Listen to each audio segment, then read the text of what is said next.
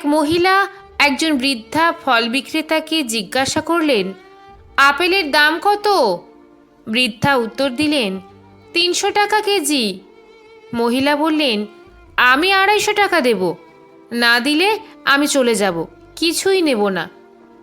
বৃদ্ধা করুণ চোখে উত্তর দিলেন, আপনি যে দামে চান তাতেই কিনতে পারেন, এটা আমার জন্য বউনি, কারণ আজ আমি একটা আপেলও বিক্রি করতে পারিনি।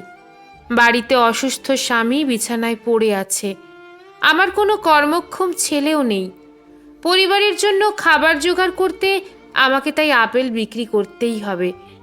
মহিলা তার পছন্দের দামে 5 কেজি আপেল কিনলেন এবং মনে মনে ভাবলেন তিনি জিতে গেছেন। তিনি আপেল নিয়ে হাজব্যান্ডের সাথে তার বিলাসবহুল গাড়িতে উঠলেন এবং এরপর একটি অভিজাত রেস্টুরেন্টে গিয়ে ঢুকলেন। তারা রেস্টুরেন্টের সবচেয়ে দামি মেনু অর্ডার করলেন, যদিও তারা খেলেন সামান্যই। বেশিরভাগ খাবারই টেবিলে পড়ে থাকলো। তাদেরকে 3800 টাকা বিল দেওয়া হলো।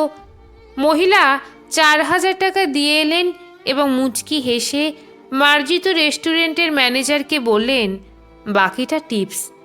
এই গল্পটি একটি বিলাসবহুল রেস্টুরেন্টের মালিকের জন্য স্বাভাবিক মনে হতে পারে, কিন্তু একজন হতদরিদ্র ফল বিক্রেতার জন্য বড় নির্মম। প্রশ্ন হলো, আমরা যখন একজন দরিদ্র বিক্রেতার কাছ থেকে কোনো জিনিস কিনি তখন কেন সবসময় তার উপর ক্ষমতা জাহির করি? আর যারা আমাদের উদারতার যোগ্য নয় তাদের প্রতি কেন আমরা উদার হই? কোনো এক মহৎ মানুষের আত্মজীবনীতে পড়েছিলাম, আমার বাবা গরিবের কাছ থেকে বেশি দামে জিনিস কিনতেন, যদিও তার ওইসব জিনিসের কোনো প্রয়োজন ছিল না। তিনি কখনো কখনো তাদেরকে বেশি দাম দিতেন। আমি তখন অবাক হয়ে যেতাম।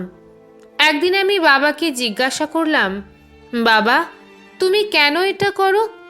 আমার বাবা উত্তর দিলেন, ওরা ভিক্ষা না করে পরিশ্রম করে জীবিকা নির্বাহ করছে। আমার তরফ থেকে এটা শুধু দান নয়, সম্মান দিয়ে দান। আমি জানি আপনাদের অনেকেই এই বার্তা শেয়ার করবেন না, অনেকে হয়তো আমার দৃষ্টিভঙ্গির সাথে একমত হবেন না, কিন্তু যদি আপনি তাদের মধ্যে একজন হন যারা এই গল্পটি পড়ার জন্য সময় দিয়েছেন, তাহলে দয়া করে এই গল্পটি শেয়ার করুন। সম্ভবত আপনি একটি ভালো বীজ বপন করেছেন।